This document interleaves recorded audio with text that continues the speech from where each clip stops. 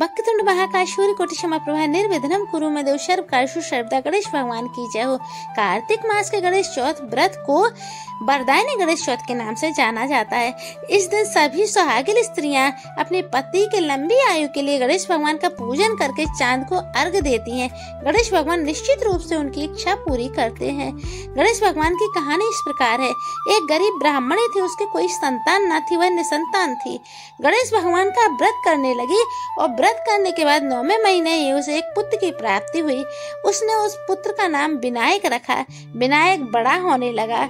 जैसे ही विनायक 11 साल का हुआ, नगर में एक बार ऐसा तूफान आया कि विनायक के माँ बाप दोनों ही बिछुड़ गए, ना जाने कहाँ चले गए। पता चला विनायक को कि पिता उनके स्वर्गवासी हो गए और माँ अंधी होके मिली। वो अपनी माँ को लाया और माँ को खिलाने पिलाने लगा। निरंतर अपनी माँ को निहारता और सोचता कि हे ईश्वर, मेरी माँ की आंखें सही कर दो। विनायक की माँ अपने बच्चे को देखती, सर पे हाथ फेरती और कहती, विनायक तो गणेश भगवान का पूजन कर सब ठीक हो जाएगा। विनायक कहता, माँ आपकी आंखों में तो ज्योति नहीं है, पर आपको कैसे दिखाई दे जाता कि मैं क्या सोच रहा हूँ। उसकी माँ कहती, बेटा कहते हैं कि माँ का प्यार अंधा होता है। माँ का ही प्यार अंधा होता है क्योंकि माँ को नहीं पता होता है कि उसके गर्भ में क्या पल रहा। वो 9 महीने अपने बच्चे को अंधेपन में ही प्यार देती है, सिर्फ स्पर्श करके ही प्यार देती है, उसको दुलार देती है और उसका खाने पीने का निरंतर ख्याल रख के उसका पालन पोषण करती है।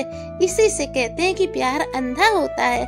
अब तू सिर्फ गणेश भगवान का पूजन कर, विनायक सब ठीक हो जाएगा। उसकी माँ निरंतर उसे समझाती। विनायक गणेश भगवान का पूजन करने लगा। करते करते उसको 1 साल हुआ। कार्तिक मास आया। कार्तिक मास ने गणेश भगवान का पूजन किया। गणेश भगवान ने कहा, बोलो भक्त क्या चाहिए, मैं तुम्हें वरदान देता हूँ। विनायक ने वरदान जैसा शब्द कभी नहीं सुना था। वह अचंभित था। भागता भागता माँ के पास आया। माँ से बोला, मुझे मंदिर से आवाज आ रही है कि बोलो भक्त क्या चाहिए, मैं तुम्हें वरदान देता हूँ। माँ बहुत ही प्रसन्न हुई और दौड़ी दौड़ी अपने बच्चे का हाथ पकड़ के मंदिर के पास आई।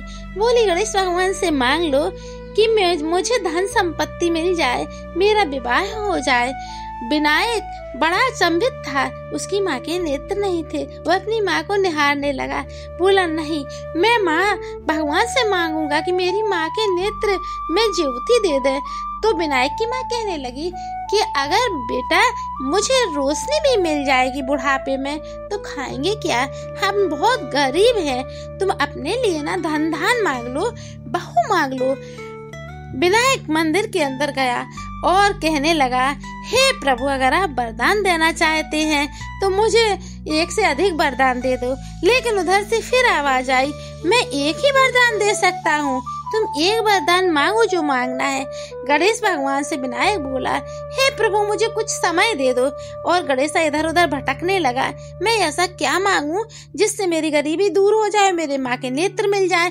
भटकते भटकते वो एक सरोवर किनारे जाके बैठ गया। उस सरोवर में उस नगर की राजकुमारी स्नान करने के लिए आई। उसने देखा कि ये कौन सा ऐसा लड़का है जो इतना धीर गंभीर होके बैठा है। वो आके उस लड़के से पूछने लगी कि तुम क्यों इस तरह से गंभीर मुद्रा में बैठे हुए हो। विनायक कहने लगा, मुझे समझ नहीं आ रहा कि मैं भगवान से क्या मांगूं। राजकुमारी अचंभित थी। बोली, भगवान से? बोले, विनायक ने कहा, हाँ, मुझे भगवान ने कहा कि 1 वरदान मांग लो, लेकिन मेरी तो माँ के नेत्र नहीं है। माँ कह रही है धन धान मांग लो, अपने लिए बहू मांग लो। अब मैं क्या मांगूं? मुझे माँ के नेत्र भी चाहिए और धन भी चाहिए।